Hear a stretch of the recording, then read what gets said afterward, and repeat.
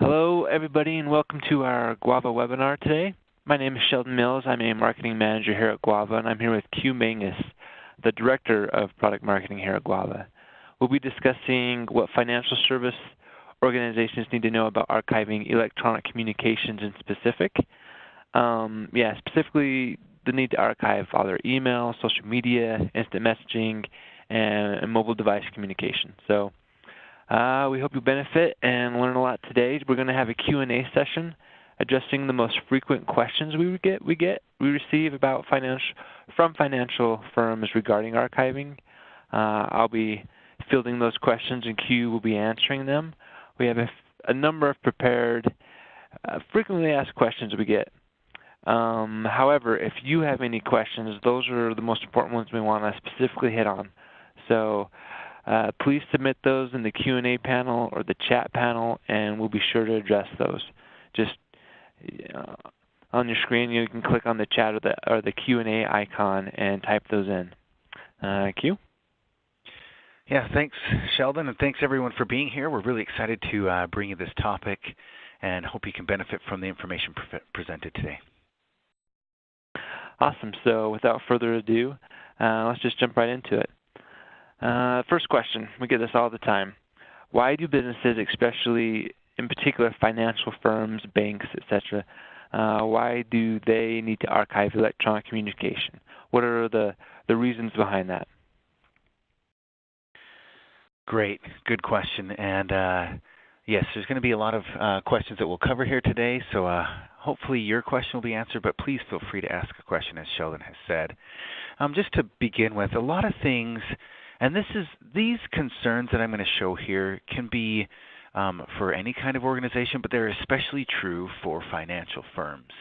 Some of the things that you really need to be thinking about when it comes to archiving, and for financial organization, the biggest thing to really remember is that since you're very highly regulated, archiving is regulated, meaning electronic communication is regulated, and there are regulations that cover and outline the fact that you need to be archiving, and they state why you need to archive and how. So that's the big thing to remember, is that you are, as you know, being in financial, you know that you're regulated, that a lot of things that you do are regulated, and so you need to be aware of those regulations. And so just be aware that that's a big thing. Some of the other things to take consideration of is, as you can see, we kind of created this thought cloud here. There's some things to be thinking about. A big one for financial is this idea of data leakage, right? And if you have things that are proprietary to your organization, customer information is very important to take and keep safe. That's a big concern when it comes to your electronic communication, and that's why you need to be archiving, is to be able to make sure and to have oversight to go back and see that all that kind of information is protected and that it hasn't been shared inadvertently or maliciously. And that goes along with a lot of the other things that we talk about.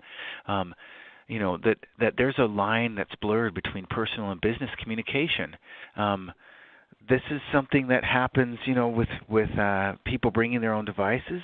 They are starting to use those devices for work purposes, but they could also be using them for personal purposes as well. And what you don't want to happen, especially those financial firms that are involved with trading, right? You don't want somehow a person to state something that might be personal belief as fact. This is something that can happen quite often, and you want to avoid that. Well, by archiving, once again, you can have oversight of what has happened, and you can make sure that if something did happen that was inappropriate, you can find out that happened and be able to prove it one way or the other. Which goes along with some of the other things, accusations, kind of goes along with that. So really, the idea behind an archive is you will have a location where you can view and see what has been communicated and how it has been communicated to try and prove your case and be able to comply with those regulations. Some other things to consider on the technology side of it is that when it comes to to electronic communication, those kind of things can be everywhere. We're talking like, take for example email. As email is communicated, the personal email can be, business email can be saved on a personal computer in the form of a PST file. We know this happens quite often when it comes to exchange, is that people will be sending emails back and forth, and those emails will be saved locally, but they're not saved globally. And so now you've got silos of data. You've got people who have data sitting on machines throughout your organization, and you need to be able to have a central location for that. So that's something that archiving can help resolve. Then there's this idea of downtime. Archiving can help that because it will actually, by taking emails off of your email system, it's going to increase the productivity, increase the speed at which your email system functions, which then increases productivity of your employees. So that's another thing to consider as well. Then, of course, there's EDiscovery, the ability to go back and search an archive and produce those in case of litigation. Then there's a huge thing about managing your data. And let me touch on that a little bit here. So let's start a little bit with EDiscovery. So we know that about 46% of organizations, this is in general, have had an EDiscovery request in the past month. So that's something that you really need to be thinking about. How would you deal with EDiscovery? Another thing is Gartner recently has stated that about 75% of global companies will be involved in legal or regulatory action. This was from a couple years ago, but still, it still rings true that if you haven't been involved in litigation, you probably will be, and so you need some way to be able to produce those electronic communications. So that's another driver for why you should be archiving electronic communication, one of the reasons. Another thing, too, that has recently been said is that digital business data is growing at a rate of 40 to 60% each year. So you know that in your organization, you probably have new ways in which your employees are communicating. For years, it's been email, right? Email has been the way in which employees have communicated, both internally and with external customers, right? Well, now it's changed to where now you have social media, you have instant messaging, you have mobile communication, and all of this data is just continuing to grow. So you need to be able to manage that data. You need to be able to have that in a location that you can easily access and that you can help to reduce those storage needs, right? And that's where an archive comes in, once again, is it can give you a central location of all that data, and it can be stored in a way that saves space. And then another thing to remember is that about 15 to 60% of what you're storing is trivial, outdated, and even risky. So that's another good point when it comes to archiving, is that you need to be able to stay on top of that. You need to be able to understand what your data is, where it resides, and what it's for, which leads us to one more point about this, and that is that archiving, and this is another big reason to want to archive, is that it's a source of business insight. Think about this. If you have an archive of all your email communication, all your instant messaging, all your mobile communications, text message, SMS, think of how much information is there. You have communications with customers, contracts, agreements. You could even have complaints and other correspondence. How important would that be to your firm, your organization, to be able to get at that information and provide insights into what is happening with your company? Like, let's take, for example, that you've gone through and you've spent a lot of money and time getting an instant messaging solution. You've implemented that solution. You think that it's going to be wonderful, that all your employees are going to communicate using that, and it's going to really greatly improve productivity. Well, as time goes on, you go and look at the archive and you do a search to try and see how many people are actually using it, because if you have a proper archive, you can archive all of a proper archiving solution. You could archive all of those instant messages. You go out and you look at your archive and you realize no one's using it. No one's using that instant message solution. So you can draw some good conclusions from that just because you had an archive and you were able to see if people were actually using it. you can say, okay, maybe we get rid of this solution. We spent all this money. Maybe we don't need it. Or probably a better solution would be, let's get some training to help people understand what this instant messaging solution is for and how to use it. So there's great insight that you can have with an archive. Which leads us which leads us down the road a little bit of this, what we like to call archiving 2.0. So I know this is a lot, but it's a big question, right? The question was, why should you as a financial firm archive electronic communication? What are the reasons to do so? So we've touched on a lot of the why, but this idea, I wanted to hit on archiving 2.0 really quickly, is that one reason for archiving, as I stated, is to have a repository of all your information and to be able to get to that information in case of litigation or in case of regulatory audit. But that is an important reason, but it's also the archiving 1.0 reason, is that you have an archive there, you have it just to say you're compliant, but you don't really have easy access to it. Well, with archiving 2.0, and we'll touch on this as we go through the presentation a little bit more, is it's the idea of you have an archive, but you use that archive. You have it in a way that you can easily access that information, that if you're involved in EDiscovery or if you want to get insights into what's going on in your organization, you can quickly and easily get to it with the proper archiving tool. Awesome. Yes, that was a lot. Just a quick audio check. We have somebody saying they've lost audio. Can anybody put in the Q&A or the chat if they can hear us, just so we can double check? It's not just one person, but hopefully not everybody is lost.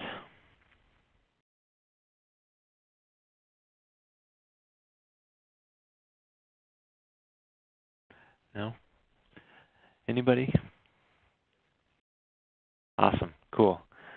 I will try and figure out on my end what's happening with that one. But in the meantime, let's keep going on. This webinar will be recorded and sent to everyone, so you will be able to view it and listen to it after the fact.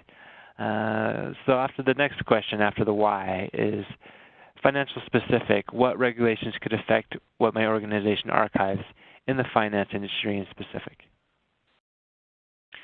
Great. That's good, because we talked a lot, or I talked a little bit, I touched on regulations. So let's hit just some of those regulations. Here on this slide, you'll see this is not a comprehensive list by any means, but it has a good number of the regulations. So the caveat that I'll say with what I'm about to say is make sure that you go out and do a little bit of research on your own to go and see what might affect you. And how it would affect you, but here are some of the big regulations. FINRA has come out with a lot of regulations stating what you need to do, and so there's FINRA 10-06, FINRA 11-32, and FINRA 11-39. And then you have NASD 3010 and 3110, SEC Rules 17A-3 and 17A-4, and then the Sarbanes-Oxley Act all apply here. So there's another one too that I didn't put up that I realized. But the idea here is, and I'll get to that in just a minute. Let me just look at it really quick. But the idea basically, just to summarize these rules, and once again, I'd encourage you to go look at all these rules, and there's actually a great part of our website. I'm going to put it through in the chat really quick for everybody. Maybe looks like our website's it's going a little slow. But the idea here is that, in summary, these regulations outline the fact that you need to be archiving electronic communication.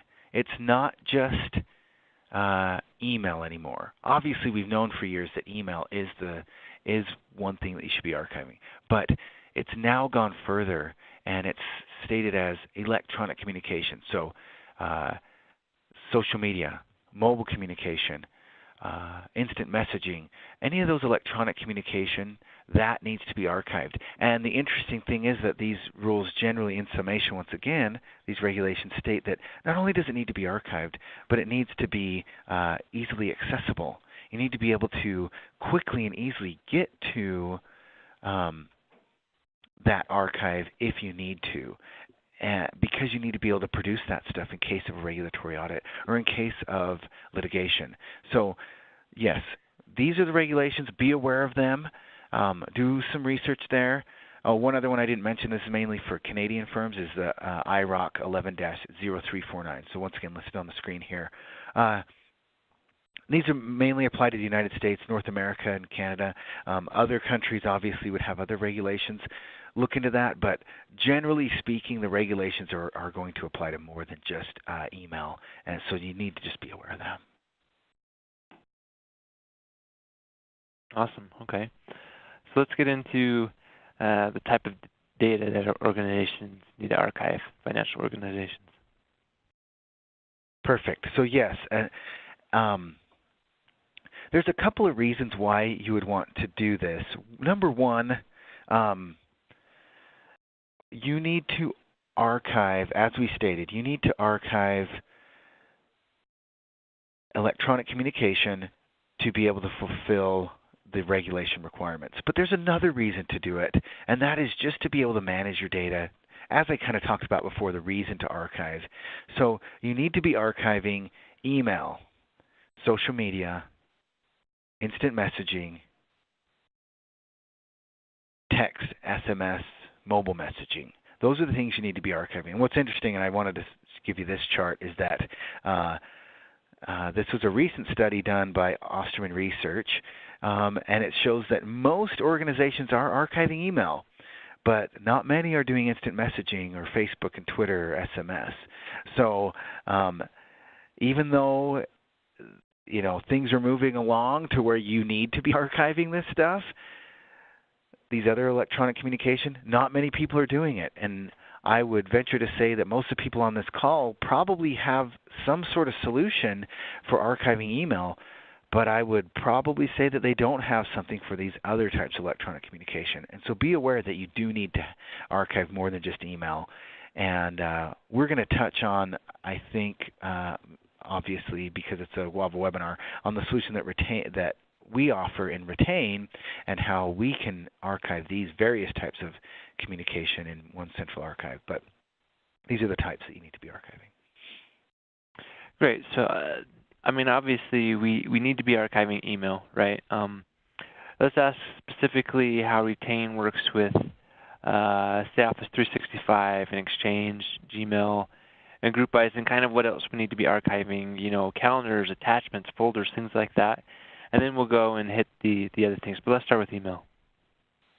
So yeah, that's good. As we can see from this screen, is that email is the biggest thing right now, and most organizations are doing that. But this is something to evaluate when it comes to your email archiving solution, is that you need to make sure that when you're archiving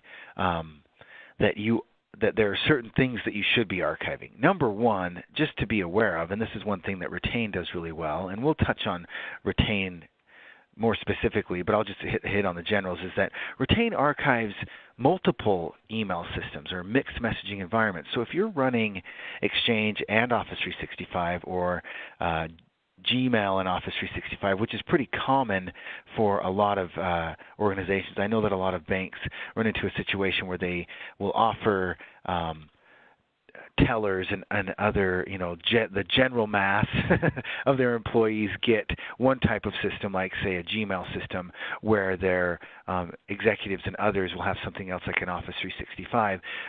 There are cases where there's a mixed environment, and so you need to be able to make sure that you're archiving everything, no matter what the email system is, and that it's all archived in one central location, so you don't have to be searching separate solutions for each type of message. And then specifically for Exchange and Office 365, Retain ties directly to Exchange and Office 365 to be able to pull the messages down. So there's nothing that you have to do that your end users will even see. You just have to tie the retain system to Exchange and Office 365. It will pull it down using impersonation or journaling into the central archive, and it will archive all attachments, folders, appointments, calendar, all the files that are attached to those emails as well. And that applies as well for GroupWise and Gmail. So, and then with Gmail, what's great is that we tie directly to the Gmail system, and we don't have to use an SMTP. It's an IMAP system, so it's not an SMTP like pulling it down as it's going across the network, or using an SMTP protocol to be able to pull the information down. No, it's a direct connection to the Google Apps server to be able to pull that down.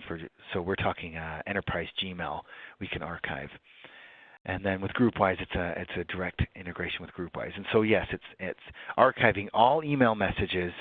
The folder structure is replicated so it looks like the email system, and your users have access to the archive, and they can quickly and easily browse their own personal archive, and it archives all emails, attachments, appointments, calendar items, files as well, and it's all done in single instant storage so that it archives the message and the attachment once and then points to it. So back to the question is you need to make sure that all email is archived no matter what the platform is, and then all the other data, metadata involved with that, and the files, attachments, appointments, etc., and Retain will do that.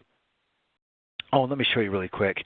Here's a view of the when it comes to Exchange and Office 365. Here's a view of the Outlook client, so you can actually access Retain directly from Outlook, and messages are synced in Outlook as well. So for offline users, they can cache the messages in Outlook and be able to view their archive. And there's also a web access viewer, so your users can access it via Outlook, or they can access it via the web. And as I stated before, the folder structure is replicated, so your users, when they go into that, it will look familiar. It will look like something. It will look like their email system, and they can easily browse that. Awesome. Well, let's jump into mobile. How about employers are generating and accessing more and more content on mobile devices. So this has been a hot topic. I know in some states actually the archiving of communications on mobile devices. Do you have any advice for archiving mobile and how Retain works, and especially BYOD? Great. I know this is a big concern for financial organizations is what do you do with mobile, right? For years and years, it was all about BlackBerry, right, in financial. If you wanted to communicate, and they were called Crackberries even, right? If you wanted to communicate on the go, you'd have a BlackBerry. And the oversight for a BlackBerry was pretty easy because everybody had a BES system. And so using BlackBerries was safe and secure, and you'd have oversight. And what's great with Retain is that we'd even archive your BlackBerry messages, and you could quickly and easily access them. And we still do that, and it's great. And for those of you who are using BlackBerry, there's no better solution out there for archiving it. In fact, BlackBerry's even markets Retain as the BlackBerry Audit and Archiving solution. And I know that there's a lot of financial organizations that are still using BlackBerry. So if that is the case, absolutely you should be going with Retain, because we integrate directly with the BlackBerry Enterprise Service and archive that. However, the trend, as we know, and it's not a new trend, it's been going on for a long time, is for people to bring their own devices. And that, generally speaking, is an iOS, is an iPhone, or it's an Android device. And so now you've got a whole other set of problems because those aren't really enterprise devices and they're not really your corporate-owned device. And so that's where Retain really comes in strong, is that Retain can actually archive. So on the Android side, it archives all the native stuff, all the SMS and MMS, as well as phone call logs. And then going back to the BlackBerry, it does the same thing, SMS, MMS, phone call logs, BBM, and PIN.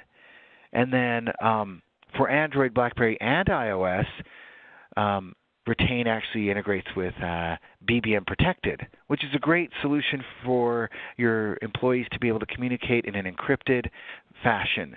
So that's something to be aware of as well. As if you're going to implement BBM Protected, it works across Android, BlackBerry, and iOS, and Retain integrates directly with that to be able to archive. But there is the elephant in the room, and that is BYOD. What do you do with that? Your employees are bringing their own Androids and their own iPhones, and they want to use them on your network. They want to access their email. They want to use them to communicate with other employees and with customers. Well, guess what? You should let them. You should. You really should. And the reason is it's going to make them happier. It's going to actually save you time and money. But there's a big caveat with that. You need to have oversight. If you are just letting your employees bring their own device into work and have free reign over everything, you could get in trouble, right? Because you won't know what they're communicating with customers. You won't know what kind of advice they're sending out, what they're stating as fact. And it's especially true for you, everyone on this call that deals with financial. You need to have that oversight. So what we suggest is, as the trend's going, let your employees bring their device. However, have oversight. And to do that, we have partnered with a company called CellTrust, and we have an innovative solution where what you can do is the CellTrust app is actually it actually creates a business persona that's separate from the personal persona. So what that means is that through the CellTrust app, which can be deployed through most EMM or MDM solutions, it will be pushed out to the phones. Then, with that app, the user, the employee, will be assigned a new phone number, a mobile business number specifically for communicating with employees and outside. And so what that does is now they have their personal stuff so on iPhone using iMessage, using SMS, MMS, they have that's personal. Then they use the CellTrust app for all business communication. So you click on the CellTrust app, now you can call via the CellTrust application, you can text via that application, and what's great is that internally everything is encrypted and secure. So if I'm texting to another employee who's also on CellTrust, that's all secure and encrypted. If I'm texting somebody outside of the organization, it's encrypted until it hits the carriers, and then it goes to the non-subscribers and they get that text. And it looks seamless to somebody outside of your organization, so it looks just like a text message. And then, but it all goes through for the employee through that CellTrust app. And what's great is now they can bring their personal device, use it for personal, but have the business side for business without having to go out and get a separate device and have them carry two devices. And then Retain integrates with the CellTrust Secure Line server to actually pull those messages down into Retain. And it's done via the Retain collector. It pushes them to Retain. Now they're pulled into Retain, and they're archived in context so that you can now view the message string. You can view all the phone call logs to be able to see what has happened and to be able to have that oversight and really solve your problem when it comes to BYOD, meaning you can let your employees use it, plus you have that oversight.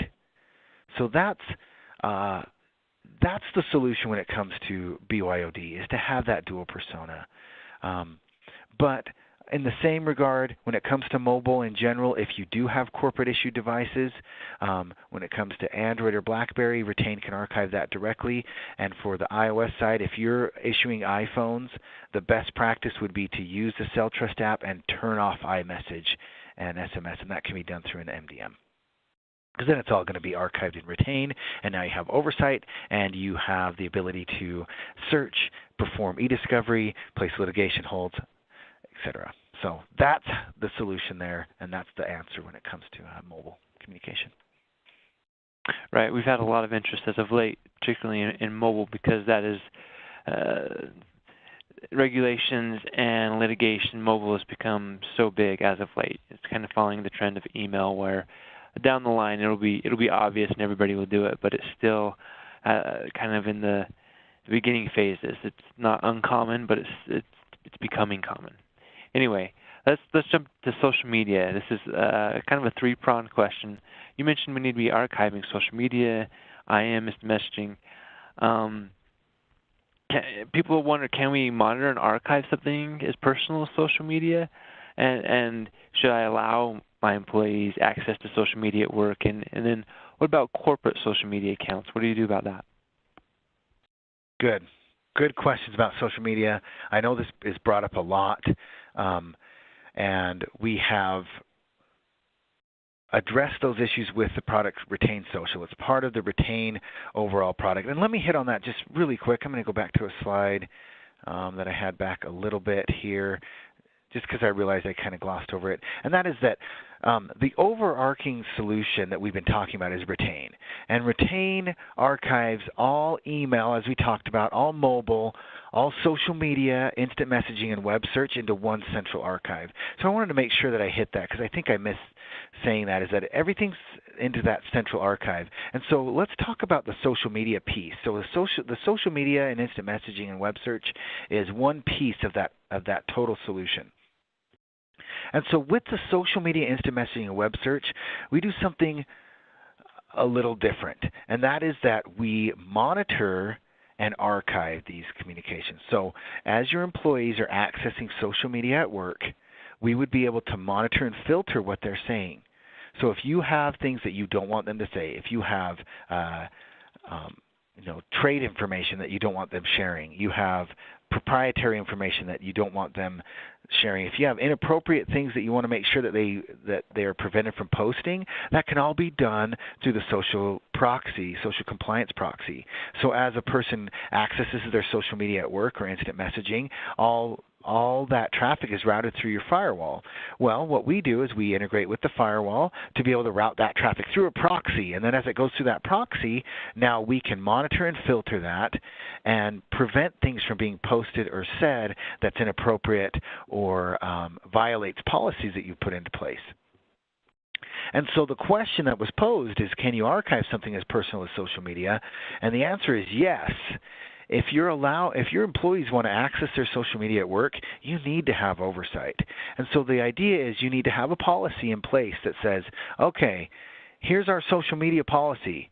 You can use social media at work, but just be aware that all your postings, everything is being monitored and filtered and archived. So if you have things on your social media that you don't want us to see and you don't want us to archive, don't go there. So the idea is, once again, employees want to access social media at work, and you should be able to allow them to use social media at work because it can be a good productivity, a good thing to increase productivity. But you want to be able to have oversight so that they're not wasting time on social media or overusing it, and that they're using it in a correct way. And the same thing goes for instant messaging. It's great to have an instant messaging solution, like Skype for Business or Google Hangouts. Those kind of solutions are great to be able to allow your employees to be able to communicate. Well, you need to have oversight on those as well. And so Retain will be able to monitor and filter instant messaging of Yahoo IM, Link/Skype for Business, Google Hangouts, and AOL IM. And so as your employees are using those solutions, it'll monitor and filter that and archive it. And then for social media, it's Facebook, Twitter, LinkedIn, and Yammer.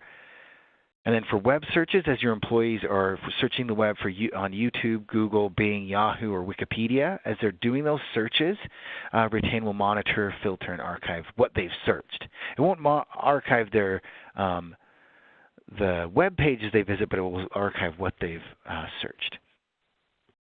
And then for corporate, what's great for corporate is that Retain, as long as you have at least one person that can access your corporate social account, you just need to make sure that they access that on an occasion, because what will happen is as they go to that, your corporate page, Retain will pull down everything that has been posted to your corporate page and will archive that.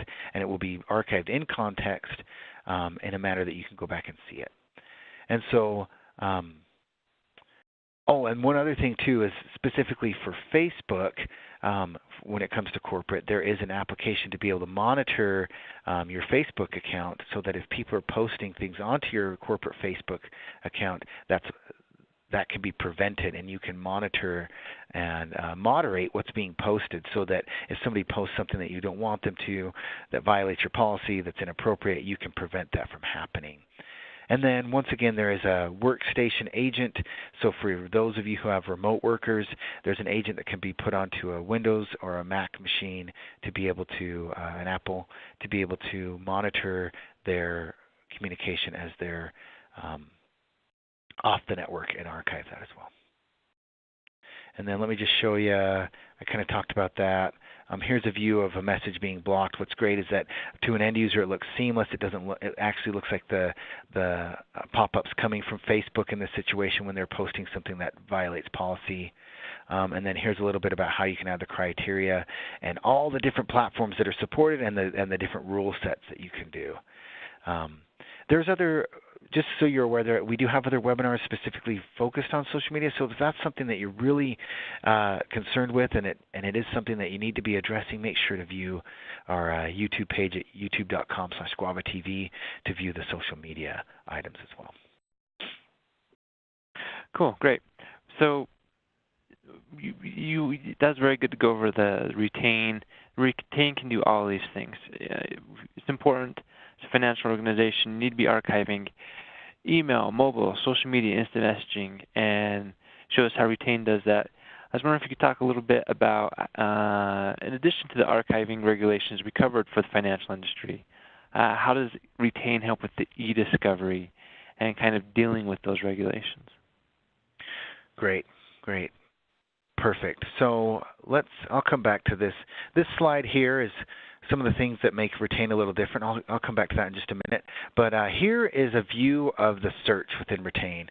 There's a couple of views here.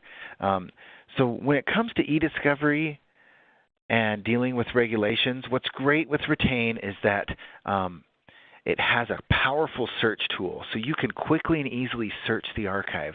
When you start typing in the item that you're trying to search, it will instantaneously bring back results. And what's great is that the results that are brought in, as you can see from this view, include all types of electronic communication. So all communication is archived into one central archive, and then when you do a search for administrators, they can search that entire archive from one central location, and it brings back all the results. And then from there, let's see. I think that was back a couple of slides. Sorry, let me go back here. I wanted to just show, I know it's kind of a little small to see, but from there there's things they can do. You can place a litigation hold. You can tag messages. You can, which is great for going back when you do another search because now you can tag them as part of a project or whatnot. You can export them. You can forward them. You can restore. What's great about the exporting capability is and specifically with an EDiscovery request, you do that search. You get that search results that pertain to the case. You highlight those. You export them. You can export them to a PDF, give them off to your legal team. Now they are ready for court. And then that PDF is indexed so they can go through and search that. Furthermore, you can even grant rights to your EDiscovery team, your audit team, your legal team, so that they can do the search themselves so that your IT department doesn't have to. And one of the ways in which Retain can export is there's obviously, as I stated, PDF. There's also PST. Plus, you can also export to a standalone archive viewer, or we also like to call it the publisher. And what's great with the publisher is that it's fully indexed, and it can be put onto a portable media like a DVD or a jump drive, and then that can be given to an external team, and then they can search that. So if you don't want external teams searching your entire archive, you can do that through the publisher. And then they can have a subset of the archive, and then in that publisher they can redact, they can further whittle down those results as well and do another search. So that's really good for being able to comply with regulations, is that Retain archives all electronic communication, and it archives, and it has that search and EDiscovery tools built in. And then just to build on that a little bit, is we were awarded by Infotech, the best overall value and champion for content and email archiving. And there was a great quote in there. I'm going to grab it really quick. That they stated that it's especially true for regulated industries such as financial.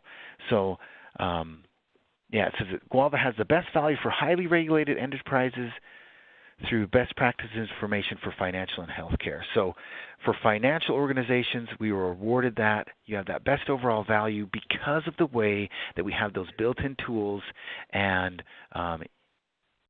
because it archives everything into one central archive. And plus, we were featured in the 2015 Gartner Magic Quadrant for Enterprise Information Archiving. In just a minute here, we'll put some links in the chat. If you were interested in downloading that, you can go to these links that I'll throw in here.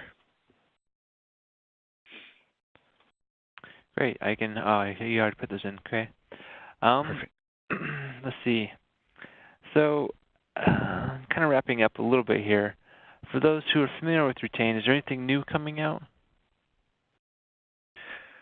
Yes, absolutely. So those of you who are on the call that may be using Retain or who are familiar with it, the big thing is that you'll notice, those of you who aren't using Retain, this doesn't matter as much, but those who are familiar with Retain, you'll notice that this UI that I'm showing right here has been completely redesigned. It's got a better look. And there's been great tools that have been implemented with this redesign. And the biggest tool and the biggest thing that we've put in is that new search. So this new search gives you the ability to, when you type something in, it gives you an auto-suggest of what's already in the archive, and the results instantly appear. You can see quickly where they're at. So if I expanded where it says scope here, you'd be able to see where those, item source here, you'd be able to see where those messages come from, whether that be social media, Facebook, Twitter, mobile, etc. And you can see that from one central view. So that's the big thing when it comes to Retain, is that new search is going to make your life so much easier. And then, of course, for those really familiar with Retain, we've now made it so that these columns are all sortable. So if you do a search, or if you're in the browsing, you can actually sort each one of these columns. I know that's really exciting for a lot of those who have used Retain.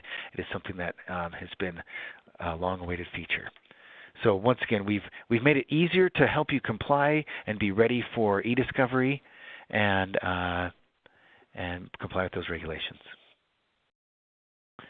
Okay, just checking through the Q&A a little bit. Here's the big question: what does Retain cost? Is it worth it? So once again, I think this was a slide that I was going to use earlier, but that's and I didn't. But let me just pull it up right here. So this is in general. Generally speaking, we know that an archiving solution is going to cost you money, but in reality, that money that you save is money well spent.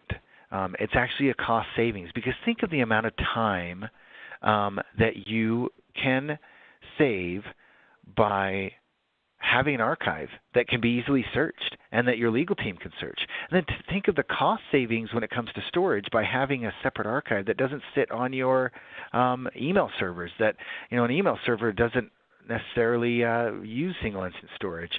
And then think of if you're involved in litigation, if you can quickly and easily access that information, how much money can that save you? And then, of course, regulations dictate it, so you should. And so in the case of Retain, because of the feature set that it has, the cost is worth it, because you have one central archive. You don't have to have separate solutions for each communication type that you're doing. It's in one central archive, one solution for all those communications.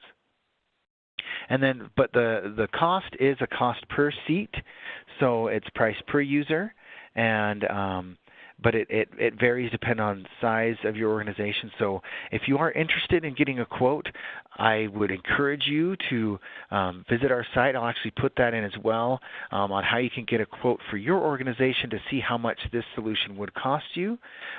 Plus, if you want to try it out, we do have a free 30-day trial. You can go and see how it would work for your organization. I'll put that in there as well. But I'd encourage you to, yes, it's price per user. There's two different models. There's an on-premise model if that's something that you need, and I know a lot of banks need that. That's a per seat. And then there's a cloud model that's a monthly service fee, once again, per seat. So once again, if you want to quote and want to learn more, please feel free to visit those two links that we put up there. Great. Yes, please go to our website, guava.com, and there's a lot more resources, but there's the links there to get the quote and the trial download. I guess in conclusion, we just wanted to double checking to make sure I got all the questions.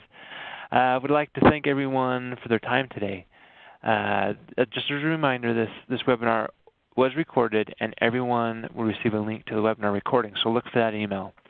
I also encourage you to visit our YouTube page, youtube.com/GuavaTV, and there are lots of other webinars and videos, administration, user videos, things like that you can go check out. We have more webinars coming up, and love to see you again. Thanks, everybody.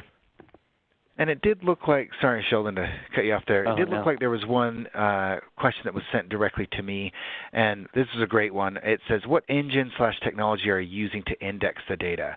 So yes, great. So yes, when messages are pulled into Retain, they're immediately archived and indexed, and so there's a near zero latency in the time that it's indexed. And so that's a big thing, too, that Retain has an advantage, is to be able to have that index readily available, and so that you don't miss messages that may have been archived. But the technology is, there's two things we use. We use Lucene is one way in which you can index using a Lucene engine. Plus we have what we call the Retain, a proprietary called the Retain High Performance Indexing Engine. And what's great with that is for bigger organizations, you can actually thread multiple indexing engines to be able to now make the archive go faster and index quicker. And so that's something as well. That's the technology we're using as a high-performance indexer, but we also use Lucene. Thanks for the question. And really quick, it looks like there was one other question. Great. Got in 11th hour here. What database are you using? So it's any SQL database. So the way that it's done is that there's a SQL database for metadata to store the metadata. And then when you archive, you'd partition a server and be able to, that's where all the archive messages go, is in a partitioned server. But then the SQL database is there for the metadata, and then of course the indexing engine. Okay, any other questions before we end? Good questions, thank you. And that looks like all of them. Thanks for your participation, everyone, and for being on this webinar, and we hope to see you on the next one.